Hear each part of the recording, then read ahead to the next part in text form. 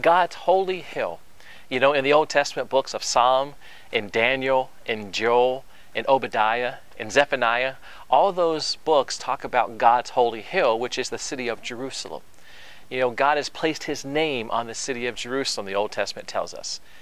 3 weeks ago, I came to you in a blog and I asked you to begin praying for the peace of Jerusalem using the passage from Psalm 122. And that psalm was written by David, and it was a psalm that people could sing as they were en route on their way to Jerusalem to celebrate a festival time. And what the peace of Jerusalem was, when you got there, when you were able to celebrate, it was that you'd be able to worship, and you'd be able to worship without any kind of distractions. So it was something that they could pray and sing as they were en route. And I said, you know, we're called to pray for the peace of Jerusalem. And I said, really, truthfully, peace will not come to Jerusalem until the Lord returns. Until his second coming, that city really won't see true peace. But I asked you to pray because a few weeks ago, the elections, Israel had early elections. They took place on January 22nd, and I asked you to pray for those elections. Well, I hope you did. But what happened, the results of those elections were not what anybody really expected. All the polls going in said that Benjamin Netanyahu, who is the Prime Minister of Israel, that he would continue to be in the lead, that he would continue to be the leader of Israel, but that he would actually gain in his political power.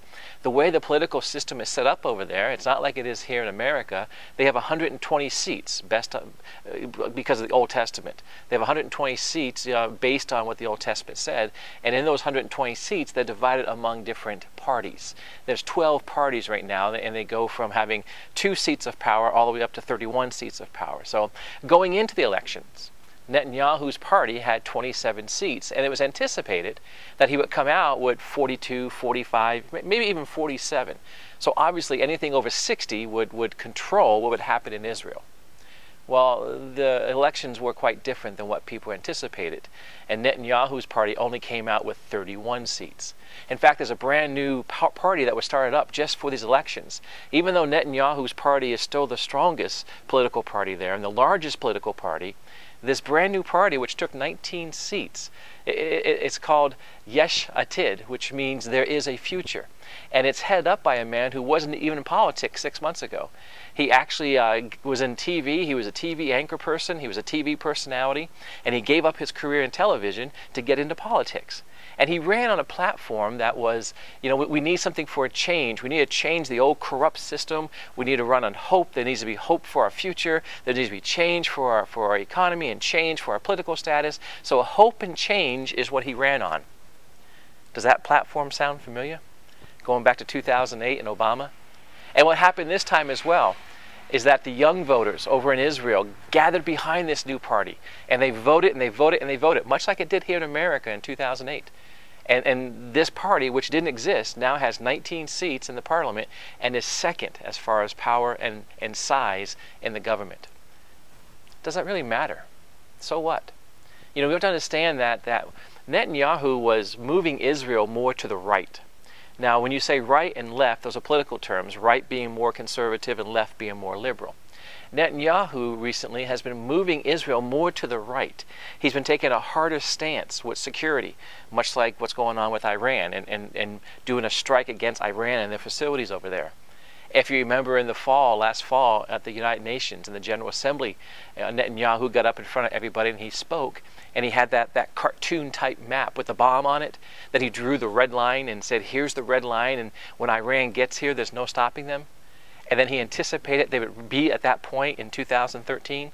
Well, Netanyahu was really pushing Israel to a harder stance. He was moving away from the peace process. He was moving away from dividing up land. He was moving away from giving up Jerusalem or East Jerusalem. And that's where he was going. Well, this other party is more center to the left. And they want to take on the peace party. They want to talk with the Palestinians. They want to talk about the two-state solution.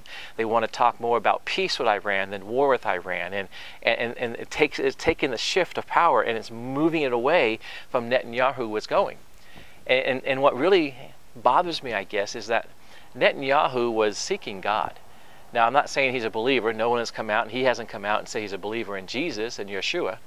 But his son wanted to get into a contest, to memorize scripture. So father and son started opening the Bible, and they were trying to memorize certain scripture passages.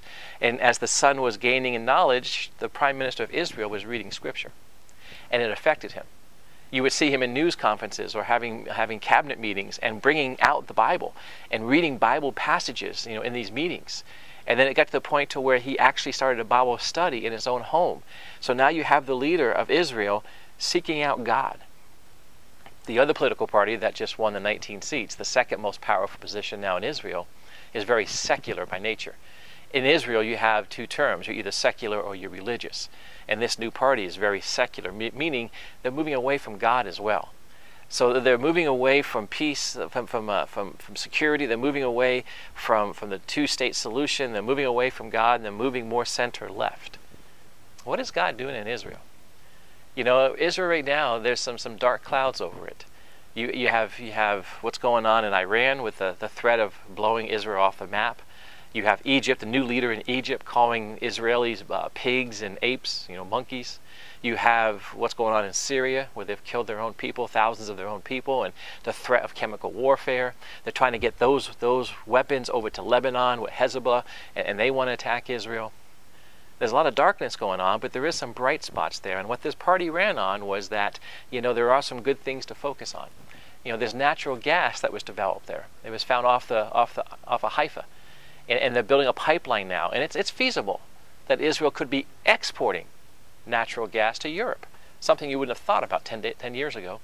So there are positive things, but while you're looking at the positive things and looking for the hope and looking for the future, which is nothing wrong with that, you just can't do it by missing God.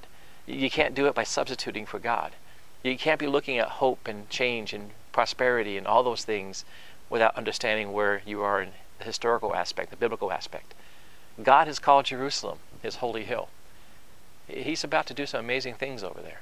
So please, keep praying for the peace of Jerusalem. God bless you.